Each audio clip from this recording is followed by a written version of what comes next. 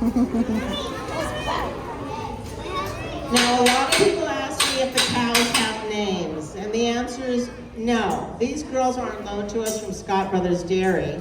And because the dairy has several hundred cows, and no two Holsteins are marked the same, when you're looking at black and white cows, the only way you can identify them is by the tag on their ear, and the number on that tag, and the computer chip in that tag identifies that animal. The computer chip actually reads the information about the cow when the cow is in the milking parlor. We don't have that ability here at Centennial Farm, but do know that these girls don't care. They're perfectly content here and have been very good during the fair. Now, the first thing that we do is we wash down their udders. What people don't realize is that cows actually like to lay down 8 or 10 times a day. The awkward part is that they're not discriminatory as to what they lay in or lay on. So before we milk them, and even in a dairy environment as well, you want to wash off their udders. What we're also doing is we're treating the udders with betadine or iodine solution in case there's any bacteria. We don't want to we're going to use this milk to feed our small animals. We don't want to pass any bacteria onto our small animals. They do that too in a commercial dairy. Now, the difference between our dairy and a commercial dairy is the equipment. Not how it works, but the fact that ours is glass and plastic. Commercial dairies, everything is stainless steel. And the reason that everything is stainless steel in a commercial dairy is for sanitizing after each milking. That stainless steel can easily be sanitized. Glass and plastic is too porous, it's not going to get... Thank you, you want to come here? Okay. It's too porous and it doesn't get as clean as we would like it to, but it stays clean enough for us to use for our small Do you guys see the animals. milk? Look at the milk.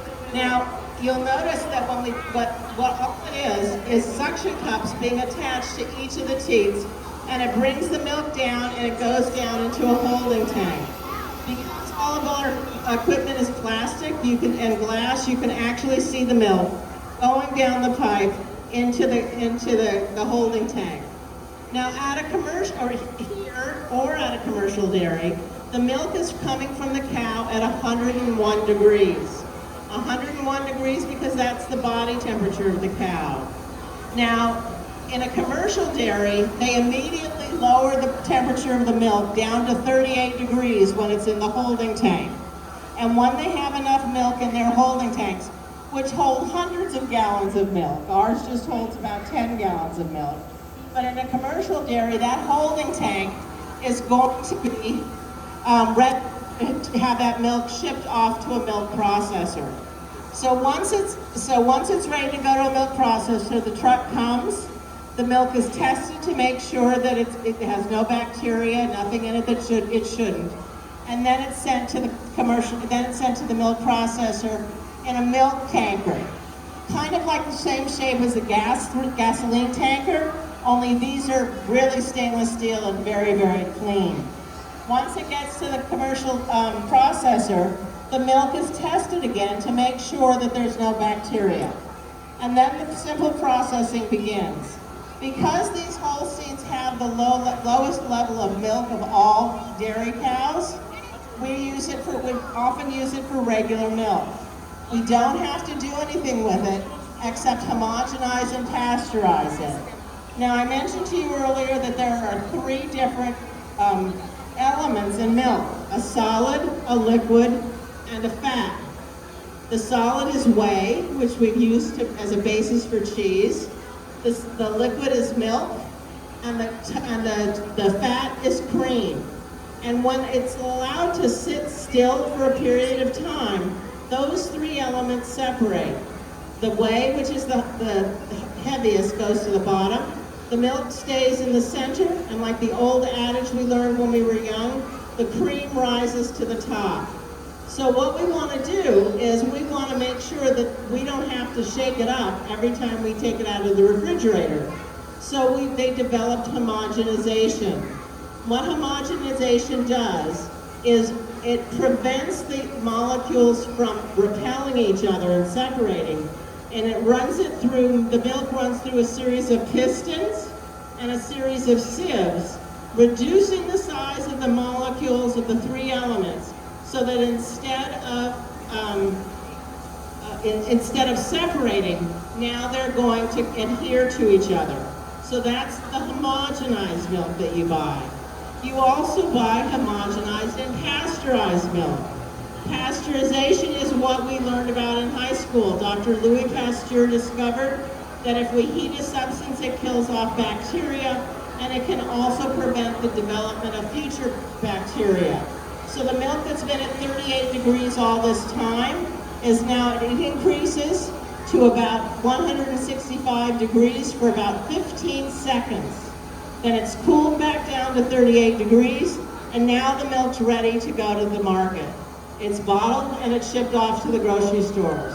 Because of our close proximity here in Southern California, we can have milk as new as from 48 hours to 72 hours after the cow has given us the milk.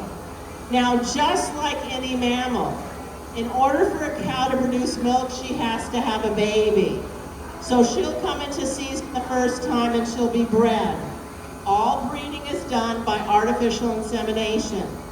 So she'll be bred, become pregnant, and after a 9-month gestation, just like people, she'll give birth to a bouncing baby calf that weighs between 70 and 90 pounds.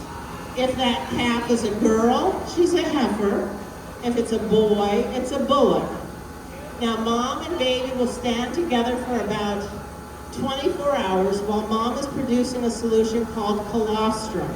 Colostrum is a natural substance. All mammals produce it.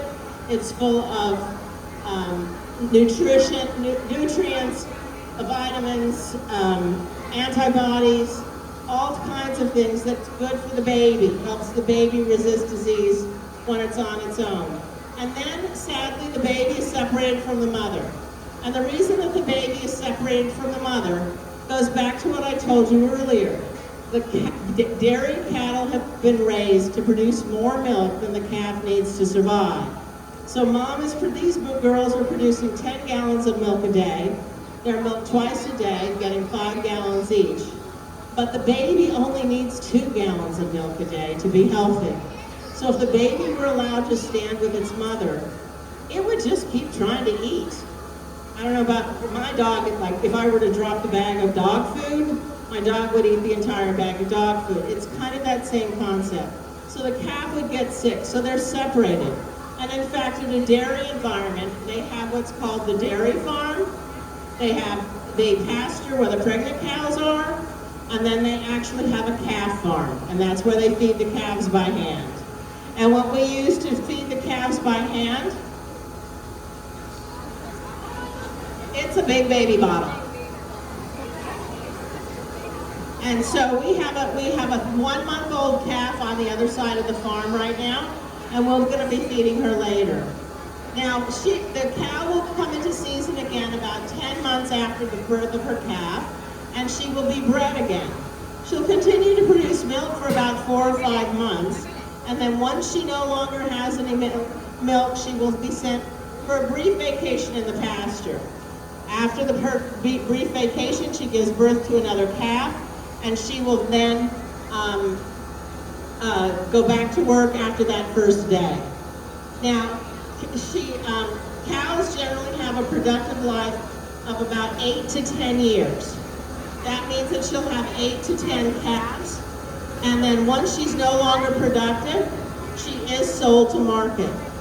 That means that we're going to be using her for purposes other than milk.